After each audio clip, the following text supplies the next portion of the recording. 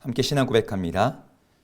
전능하사 천지를 만드신 하나님 아버지를 내가 믿사오며 그 외아들 우리 주 예수 그리스도를 믿사오니 이는 성령으로 잉태하사 동정녀 마리아에게 나시고 본디오 빌라도에게 고난을 받으사 십자가에 못 박혀 죽으시고 장사한 지 사흘 만에 죽은 자 가운데서 다시 살아나시며 하늘에 오르사 전능하신 하나님 우편에 앉아 계시다가 저리로서 산 자와 죽은 자를 심판하러 오시리라. 성령을 믿사오며 거룩한 공예와 성도가 서로 교통하는 것과 죄를 사하여 주시는 것과 몸이 다시 사는 것과 영원히 사는 것을 믿사옵나이다. 아멘.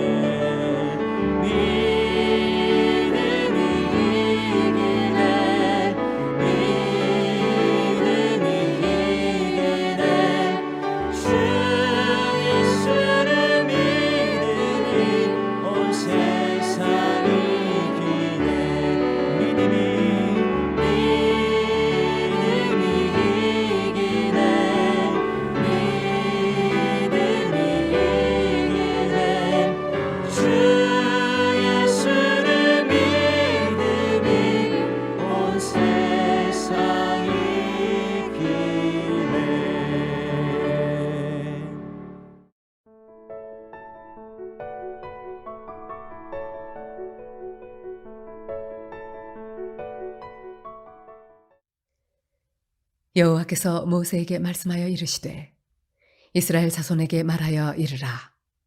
화목제물을 여호와께 드리려는 자는 그 화목제물 중에서 그의 예물을 여호와께 가져오되 여호와의 화제물은 그 사람이 자기 손으로 가져올지니 곧 그 제물의 기름과 가슴을 가져올 것이요 제사장은 그 가슴을 여호와 앞에 흔들어 요제를 삼고 그 기름은 제단 위에서 불사를 것이며 가슴은 아론과 그의 자손에게 돌릴 것이며 또 너희는 그 화목제물의 오른쪽 뒷다리를 제사장에게 주어 거제를 삼을지니 아론의 자손 중에서 화목제물의 피와 기름을 드리는 자는 그 오른쪽 뒷다리를 자기의 소득으로 삼을 것이니라.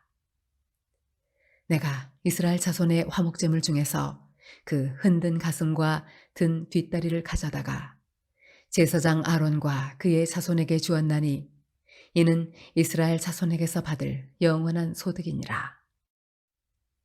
이는 여호와의 화제물 중에서 아론에게 돌릴 것과 그의 아들들에게 돌릴 것이니 그들을 세워 여호와의 제사장의 직분을 행하게 한 날, 곧 그들에게 기름 부은 날에 여호와께서 명령하사 이스라엘 자손 중에서 그들에게 돌리게 하신 것이라. 대대로 영원히 받을 소득이니라. 안녕하세요. 오늘도 말씀과 함께 하루를 시작하신 여러분들을 주의 이름으로 환영하고 축복합니다. 오늘은 계속해서 화목제에 대한 이야기를 오늘 본문에서 다루고 있습니다. 오늘 화목제물에서도 제사장이 받을 소득에 대한 이야기가 오늘 본문의 내용입니다. 어제 본문에서 보았듯이 화목제는 하나님께 드리는 제사임 동시에 이웃과 함께 나누고 화해하고 교제하는 잔치의 성격을 가지고 있었습니다. 동시에 화목제에 쓰인 고기를 나누어 먹는 그 일에는 이웃뿐만 아니라 가족뿐만 아니라 제사장들도 포함되어 있었어요. 오늘 본문에는 제사장들에게 구분하여 줄 이 화목제물의 부분에 대해서 설명하고 있어요. 오늘 본문 30절에 보면 화목제를 드리는 사람은 그 예물을 하나님께 가져올 때 이렇게 하라라고 명령합니다. 우리 30절을 읽어볼까요? 여호와의 화제물은 그 사람이 자기 손으로 가져올지니 곧 그 제물의 기름과 가슴을 가져올 것이요 제사장은 그 가슴을 여호와 앞에 흔들어 요제를 삼고 라고 되어 있습니다. 여러분, 우리가 흔히 제사라고 하면 그게 5제사, 5가지 제사를 생각합니다. 번제, 소제, 화목제, 속건제, 속제제. 근데 이 5가지 제사들은 대부분 화제예요. 화제. 그러니까 불로 태워드리는 제사입니다. 이렇게 제사를 드리는 방식에 있어서 이 레위기에는 또 다른 방식들의 제사가 있음을 보여주는데 오늘 본문에 나와 있는 요제, 그리고 거제, 오늘 본문에 나오지 않지만 관제 혹은 전제라고 불리는 제사들입니다. 전제는 포도주와 같이 기름 같은 것들을 액체를 하나님께 부어드리는 제사이고 요제는 어떠한 제물을 하나님께 흔들어 드리는 제사고 그리고 거제는 제물을 두 손으로 받쳐 올려드리는 제사입니다. 이것은 불에 태워드리는 화제와 더불어서 제사하는 방식 중에 하나예요.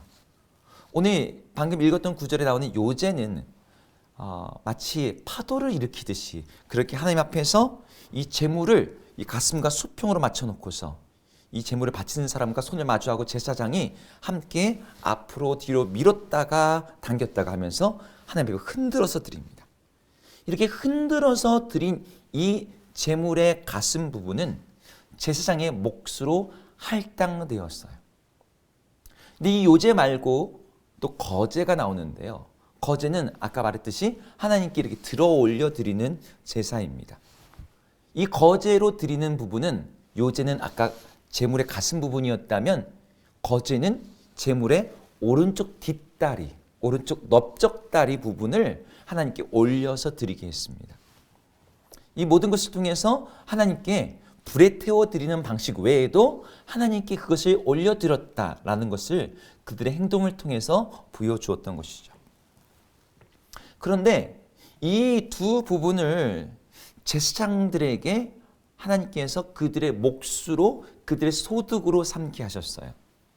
그러니까 요제와 거제로 드려진 제물은 제사장들이 갖는 제물인 거죠. 뭐 차이가 있다면 요제로 드려진 그 가슴 부분은 모든 제사장들이 공동으로 소유합니다. 반면에 거제로 드려진 그 넓적다리는 그 제사를 집례한 제사장의 온전한 몫으로 그에게 주었어요. 하나님이 이것들을 명령하시면서 제사장들의 영원한 소득이 되어 제사장의 몫이 되게 하신다고 말씀하셨습니다. 사도 바울은 이 제사장의 몫으로 구별된 영원한 소득 이야기를 고린도 교회에 보내는 편지 가운데 담고 있어요. 고린도 전서가 쓰여질 당시에 고린도 교회에는 여러 가지 문제들이 있었죠. 세상에서 들어온 여러 가지 문화와 교회 안에 파당과 분열, 죄악으로 인해서 교회가 굉장히 어려움 가운데 있었습니다. 이런 상황에서 사도 바울의 사도권에 대한 공격도 있었고, 이 사도 바울을 비롯한 여러 지도자들이 자신들의 헌금과 교회 재정을 먹고 마신 데 쓴다라고 하는 그런 허황된 비방과 루머들도 교회 안에 있었습니다. 사도 바울이 이런 비난에 대해서 이렇게 답변을 해요. 누가 자기의 비용으로 군복무를 하겠느냐? 누가 포도를 심고 그 열매를 먹지 않겠느냐? 누가 양떼를 기르면서 그 양떼의 젖을 먹지 않겠느냐라고 물으면서 오늘 레위기의 본문을 언급합니다. 고린도전서 9장 13절의 말씀인데요. 거기에서는 이렇게 말하고 있어요. 성전의 일을 하는 이들은 성전에서 나는 것을 먹으며 제단에서 섬기는 이들은 제단과 함께 나누는 것을 너희가 알지 못하느냐? 제사장이 하나님께 예물로 드려진 것을 그들의 영원한 소득으로 삼는 것은 하나님께서 명령하신 것이듯이 복음을 전하는 이들, 교회를 섬기는 이들 역시 그 전파하는 자리에서 하나님께서 믿는 자들에게 명하신 연보와 헌금의 일부를 그들의 소득으로 삼는 것이 마땅하다라고 말하는 것이죠. 사실 한국 교회의 부정적인 부분들을 이야기할 때 어떤 교회 안에 재정에 투명한 이 사용이 없다는 부분이라든지 재정을 남용한다라든지 헌금을 강요한다든지 이 재정과 관련된 부분이 종종 언급이 됩니다.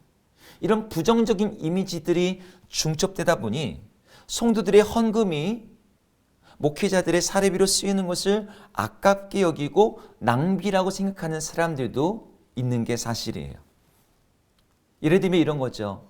모든 성도들이, 평신도들이 다 무료로 봉사하고 있는데 목회자들은 돈 받고 하는 거 아니냐. 이게 불공평하다라고 보는 거예요. 마르틴 루터가 종교개혁을 일으키면서 주창했던 만인 제사장주의, 그러니까 모든 사람들이 각자의 일터와 자리에서 하나님 앞에 제사장이다 라고 이렇게 말했는데 모두가 제사장인데 목회자만 사례비를 받는 것은 종교개혁 정신에 맞지 않다라고 말하는 것이죠. 그러다 보니 이중직, 그러니까 자기 생계를 위한 일도 하면서 또 교회에서 사례비 없이 목회를 하는 그런 목회자가 더 나은 목회자, 더 좋은 목회자로 생각하는 사람들도 있습니다. 사실 교회의 상황과 또 시대적인 사회 분위기에 따라 일반 직업을 가진 이중직 목회자들이 나올 수 있습니다. 하지만 이것은 결코 일반적인 목회, 하나님이 바라시는 교회의 온전한 모습은 아닌 것 같습니다.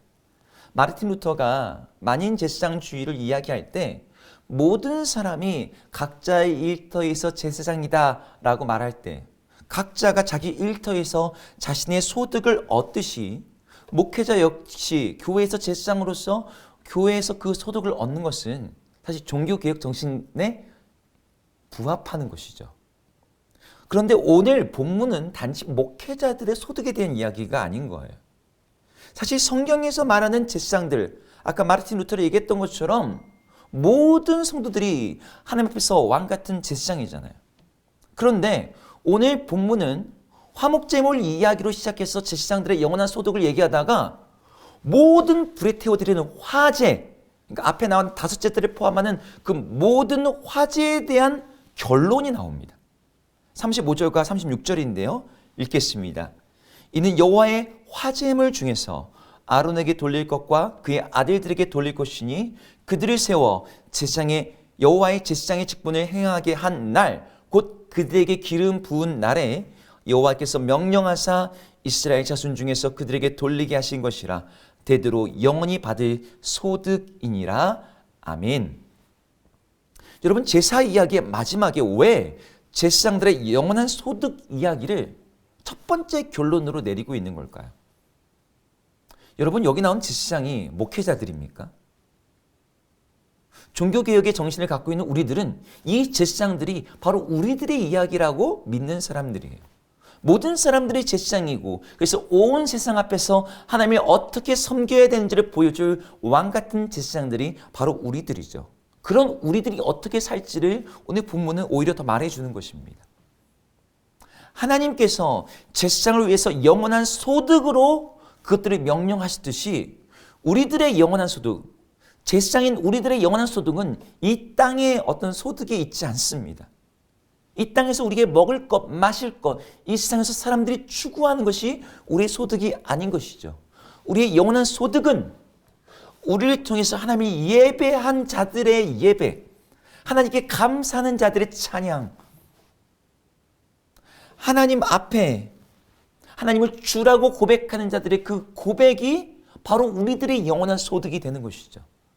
마치 서원제와 감사제를 드리는 자들이 하나님께 그것을 감사드리고 그 일부를 제사장들에게 소득으로 주었던 것처럼, 고린도 교회에게 복음 전하는 자들이 받을 목에 대해서 아까 레위기를 언급했던 사도 바울 역시 궁극적으로 말하고자 했던 것도 이거예요. 아까는 고린도전서 9장 13절을 읽었는데 9장 14절에 이렇게 말합니다. 이와 같이 주께서도 복음 전하는 자들이 복음으로 말미암아 살리라 명하셨느니라.